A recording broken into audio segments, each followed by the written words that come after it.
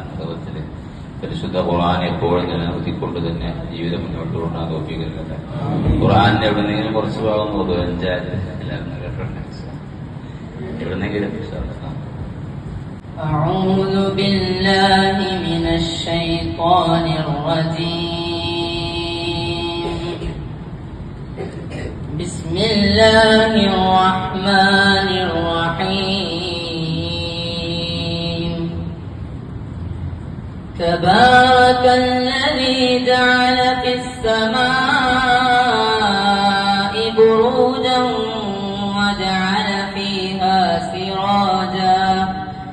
وجعل فيها سراجا وقمرا منيرا وهو الذي